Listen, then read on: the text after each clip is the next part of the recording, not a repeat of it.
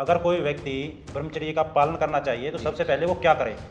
कई व्यक्तियों को नाइटफॉल होता है, उससे लोगों को डरना चाहिए या नेचुरल तरीके से निकलता है? इसमें मतलब क्या क्या है, इसको आप मतलब ये सफेद धातु है, एक बार ढक्कन खुल गया फिर बंद नहीं होने का। चेहरे पर तेज लाने के लिए सबसे आसान तरीका क्या है? ये दो आप कर लोगे, आपका चेहरा निश्चित तौर पर नेचुरल चमक देगा। आज जो नौजवान युवक युवती विद्यार्थियों की हालत हो रही है, स्कूल कॉलेज पहुंचते पहुंचते उनकी सुंदरता पानी बनकर खून बहकर निकल जाती है। मैंने भी अपने जीवन में अब तक गौ माता का दूध पिया और बहुत अच्छे जो अपने आप को बॉडी बिल्डर पहलवान समझते थे, उनकी बहुत अच्छी मैंने फिटनेस बनाई है, क्योंकि वो राक्षस है और हम देवता स्वरूपी है, क्योंकि हम देवता है।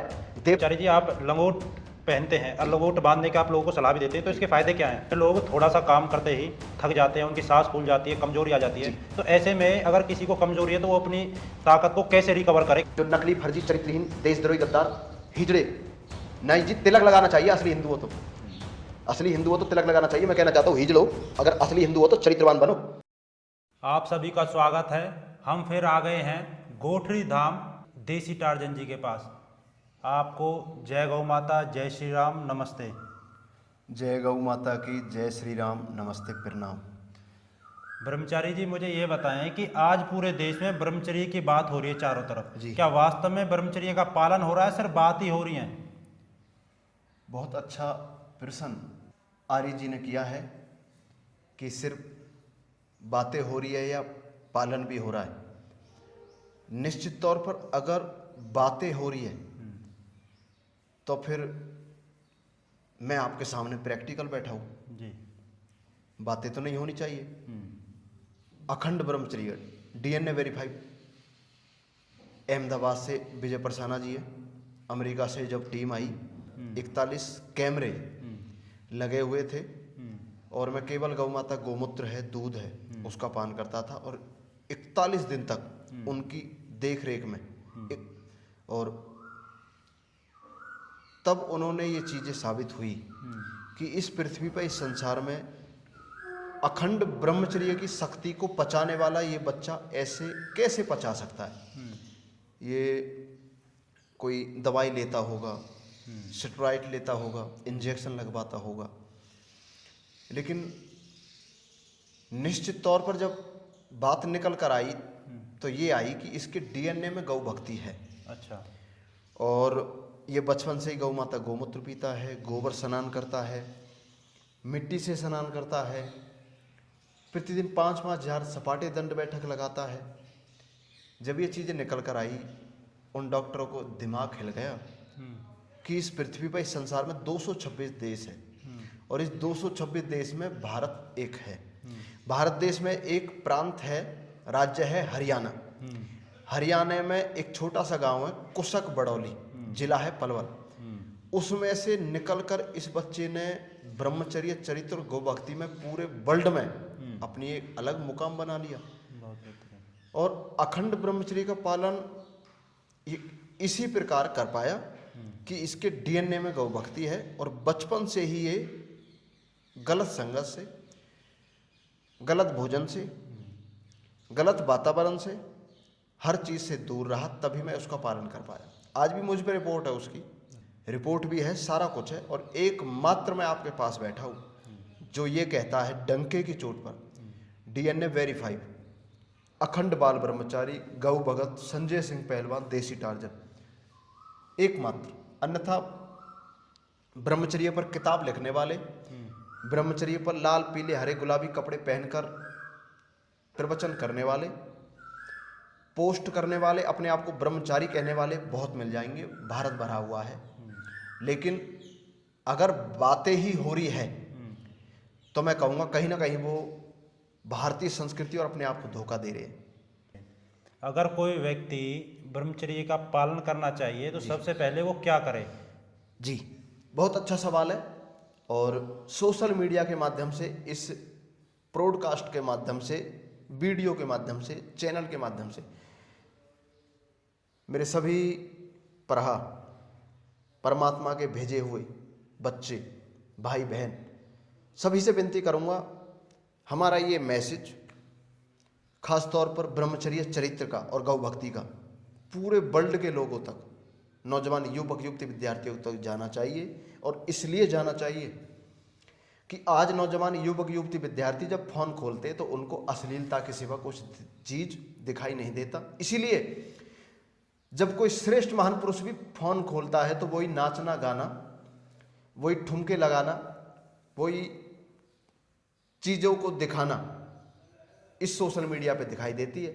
हम चाहते हैं कि ब्रह्मचर्य, चरित्र, राष्ट्रभक्ति और गौ भक्ति डंके की चोट पर पूरा विश्व देखे और सोशल मीडिया का सही प्रयोग हो। और आज जो नौजवान युवक युवती विद्यार्थियों की हालत हो रही है कि उनको धूप में निकलने में चक्कर आते हैं, स्कूल कॉलेज पहुंचते पहुंचते उनकी सुंदरता झड़ जाती है, पानी बनकर खून बहकर निकल जाती है। इसलिए उनको चरित्र और ब्रह्मचर्य का ज्ञान देना हमारा सर्वोपरि अधिकार है और ये इसको पालन करना ये विद्यार्थियों का है। तो सोशल मीडिया के माध्यम से नौजवान युवक युवती विद्यार्थी इस वीडियो को देखे और जो जीवन आपको सफल बना सकता है, कोई भी चीज़ें उसको एक्सेप्ट करे और अपने जीवन में धारण करे। जी बताइए। अगला सवाल है कि चेहरे पर तेज लाने के लिए सबसे आसान तरीका क्या है? जी, चेहरे पर तेज लाने के लिए एक तो है गौ माता की गोबर से स्नान। जी, अपनी तो मैं बताऊं और सभी का तेज लाने और शीर्षासन करें, पैर ऊपर सिर नीचे। मैं 3 घंटे करता हूँ। रंग मेरा काला है, सांवला रंग है, कृष्ण भगवान जी का था जैसे ऐसा सांवला रंग है। कृष्ण भगवान जी भी गौ भगत थे, मैं भी गौ भक्त हूँ। कृष्ण भगवान जी भी चरित्रवान थे, मैं भी चरित्रवान हूँ। कृष्ण भगवान जी भी गौ माता के गोबर से स्नान करते थे, मैं भी गौ माता गोबर से स्नान करता हूँ। कृष्ण भगवान जी भी गोमूत्र पीते थे, मैं भी गोमूत्र पीता हूँ। कृष्ण भगवान जी भी गौ माता के दूध से जो उत्पाद बनते उनका सेवन करते थे, मैं भी करता हूँ। दूध पीकर उन्होंने तुल तोसल पूतना जैसी राक्षसनी को मारा। मैंने भी अपने जीवन में अब तक गौ माता का दूध पिया और बहुत अच्छे जो अपने आप को बॉडी बिल्डर पहलवान समझते थे उनकी बहुत अच्छी मैंने फिटनेस बनाई है और माँ बहनों की इज्जत बचाई है। ये गौ माता के दूध की कमाल थी क्योंकि वो राक्षस है और हम देवता स्वरूपी है। क्योंकि हम देवता है, देवताओं की संतान है तो हम देवता हुए और वो राक्षसों की संतान है तो राक्षस हुए। इसलिए मैंने बहुतों का अहंकार निकाला है अपने जीवन में और निकालता रहूँगा आगे भी। क्योंकि जब आंखों के सामने गलत होते हुए कोई देखता है तो मुझ पर रुका नहीं जाता और मैं उसी कार्यों को कर बैठता हूँ जो राम और कृष्ण ने किया। रक्षा करना, पर नारी मां समान, पराय धन मिट्टी समान, पराई नारी की रक्षा करना सर्वोपरि है। वो इंसान क्या जो पराई नारी की रक्षा ना कर सके और अपने बल का सही प्रयोग ना कर सके, तो मैं बल का सही प्रयोग करता हूँ इसीलिए। और चेहरे का आपने बोला शीर्षासन और गौ माता गोबर स्नान, ये 2 आप कर लोगे, आपका चेहरा निश्चित तौर पर नेचुरल चमक देगा। आपके गालों से, आपके चेहरे से, आपकी आंखों से, आपके शरीर से दुर्गंध नहीं मारेगी, चमक मारेगी नेचुरल। ब्रह्मचारी जी, आप लंगोट पहनते हैं और लंगोट बांधने का आप लोगों को सलाह भी देते हैं, तो इसके फायदे क्या हैं? लंगोट के बांधने सबसे पहले इंद्रियों को बस में करता है, अच्छा, मन को बस में करता है, सनातन धर्म की पहचान है। हनुमान जी महाराज भी लंगोट बांधते थे। अच्छा, ये सवाल बहुत महत्वपूर्ण और गूढ़ सवाल है जी। लोग बचते हैं। कई व्यक्तियों को नाइटफॉल होता है, उससे लोगों को डरना चाहिए या नेचुरल तरीके से निकलता है? इसमें मतलब क्या है, इसको आप मतलब कैसे बताएंगे, इसे कैसे बचा जा सकता है? डरना नहीं चाहिए, अफसोस करना चाहिए कि जो ताकत, जिस ताकत के द्वारा आप अपनी, अगर शादीशुदा हो तो एक दूसरा, और शादी नहीं हुई है तो कठोर ब्रह्मचर्य का पालन करके 22 वर्ष 25 वर्ष कठोर ब्रह्मचर्य का पालन करके उस तेज को प्राप्त कर सकते थे जो परमात्मा ने दिया है, और पत्थर जैसी भुजाएं आप बना सकते थे। लेकिन आप ऐसा नहीं कर पाए। और जो ऊर्जा जो परमात्मा ने सफ़ेद धातु दी है, हम हाथ काटेंगे खून निकलेगा, वो खून द्वारा हम भोजन करेंगे बन जाएगा। ये सफ़ेद धातु है, एक बार ढक्कन खुल गया फिर बंद नहीं होने का। इसलिए जब वो सफ़ेद धातु निकलता है तो आदमी का चरित्र निकलता है और वो कमजोर, चरित्रहीन, नपुंसक बनता चला जाता है। यही आप आज देश के नौजवानों की हालत है। कुछ लोग थोड़ा सा काम करते ही थक जाते हैं, उनकी सांस फूल जाती है, कमजोरी आ जाती है। तो ऐसे में अगर किसी को कमजोरी है तो वो अपनी ताकत को कैसे रिकवर करे? क्या कि पंचगव्य का पालन करे, अच्छा, गौ माता गोमूत्र पिए, गौ माता की सेवा करे थोड़ा सा, और गोमूत्र पिए, पंचगव्य का पालन करे। वो पत्थर बना देती है, दिमाग को बिल्कुल एकदम सॉलिड पत्थर बना देगी। और क्योंकि मैं खुद करता हूँ उसका पालन, इसलिए मैं बोल रहा हूँ।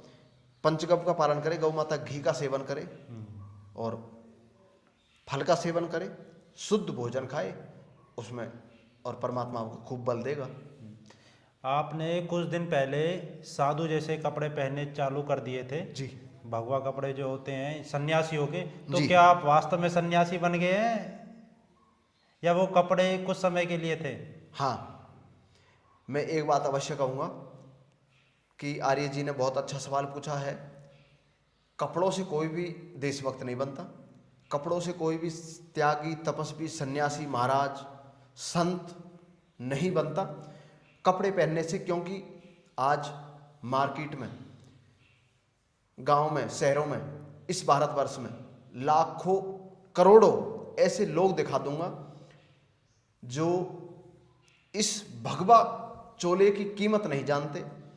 उनको एक अक्षर संस्कृति का नहीं आता, उनको एक अक्षर वाक्य नहीं पता, उनको ब्रह्मचर्य चरित्र का ज्ञान नहीं, राष्ट्रभक्ति का ज्ञान नहीं, हनुमान जी महाराज, राम भगवान, कृष्ण भगवान के चरित्र का ज्ञान नहीं, और वो साधु बने फिर रहे हैं, मठ मंदिरों पर बैठे हैं। अब मुझे बताओ, जिसमें चरित्र नहीं, ब्रह्मचर्य का ज्ञान नहीं, गौ भक्ति का ज्ञान नहीं, वो मठ मंदिर पर बैठकर क्या करेगा? ठीक बात है, मुझे बताओ। उसे आप, उसने भगवा पहन लिया, हानि माला करेगा, डाल ली, धर्म की हानि करेगा। उसने माला डाल ली गले में, तिलक लगा लिया, कई प्रकार का तिलक लगा लिया, 10 प्रकार के उसने तिलक लगा लिए माथे पर। जो उसने कुकर्म खोदे है, क्या वो भाग्य रेखा मिटा देगा? नहीं, नहीं मिटा पाएगा। क्या जो उसके मन में किसी माँ, बहन, बेटी के प्रति गंदे विचार है, क्या वो मिटा देगा? नहीं। मैं आपके सामने बैठा हूं, तिलक भी बहुत परसेंट नहीं लगाता, बहुत कम, माला भी बहुत कम परसेंट पहनता हूं, और अखंड ब्रह्मचर्य का पालन किए हुए हूं। ये वीडियो उनके लिए है जो नकली, फर्जी, चरित्रहीन, देशद्रोही, गद्दार, हिजड़े।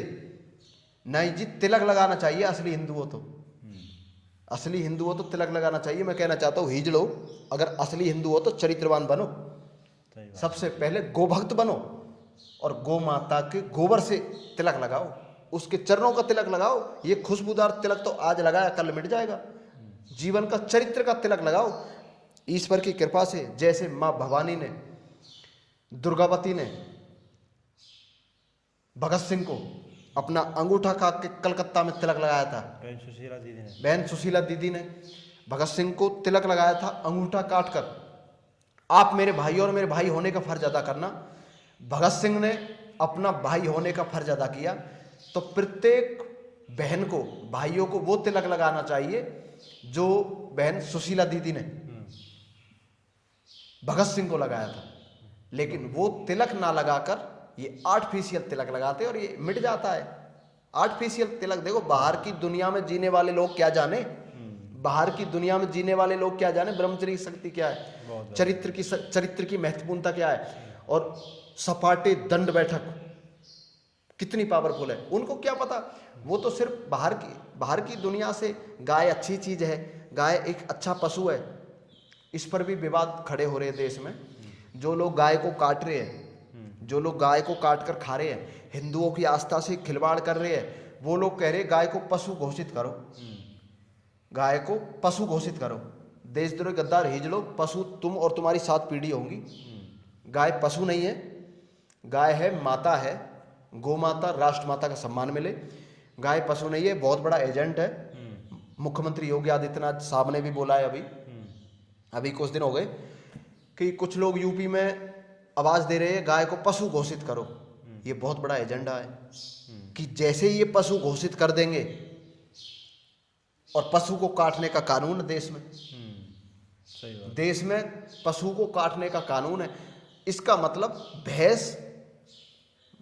भैंस की कैटेगरी में, मुर्गा बकरे की कैटेगरी में फिर गौ माता आ जाएगी और उसे कोई भी काट सकता है। ये तो कानून बन गया। और गौ माता को अगर राष्ट्र माता का सम्मान मिल जाए और वो माँ की श्रेणी में है तो उसे कोई माई का लाल हाथ नहीं लगा सकता, कोई काट नहीं सकता। इसलिए मुख्यमंत्री योगी आदित्यनाथ का मैं पूर्ण रूप से समर्थन करता हूँ। उन्होंने बोला था ये कुछ मुल्ला मौलवी पादरी और कुछ नकली फर्जी हिंदू बोल रहे पशु घोषित करो। पशु नहीं, पशु तुम हो, तुम्हारी बुद्धि है। गौ माता राष्ट्र माता घोषित होगी, अवश्य होगी। और गौ माता राष्ट्र माता ही है और वो हमारी माँ है। जन्म जन्म का उससे नाता था, है और रहेगा।